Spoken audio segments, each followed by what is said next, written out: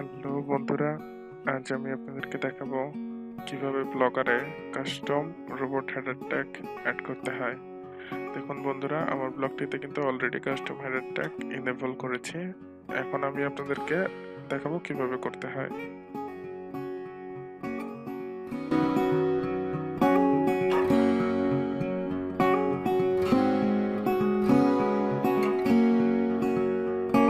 তো বন্ধুরা, এখন আমি আমার ব্রাউজারটিকে ওপেন করে নিচ্ছি।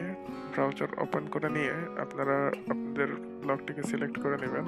সিলেক্ট করে নিয়ে যাবেন সিটিংয়ে গিয়ে সিটিং থেকে আপনারা যাবেন সার্চ এন্ড প্রেফারেন্সে গিয়ে আপনারা পাবেন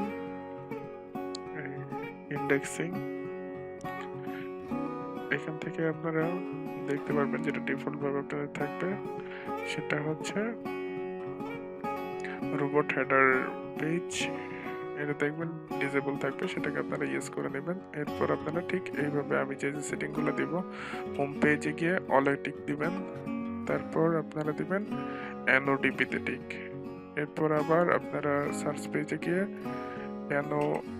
নো ইন্ডেক্স চাপ দিবেন, আবার noodp তে চাপ দিবেন, আর সবশেষে গিয়ে আবার অল এবং noodp তে চাপ দিয়ে নেবেন। এরপর এই সেটিংটাকে আপনারা সিলেক্ট করে নেবেন। থ্যাংকস বন্ধুরা। এবার আপনারা সেভ চেঞ্জ করে নিলে দেখতে পাবেন যে আপনাদের এই রোবট হেডার ট্যাগটা ইনেবল হয়ে গেছে। থ্যাংক ইউ বন্ধুরা আমার ভিডিওটি দেখার জন্য।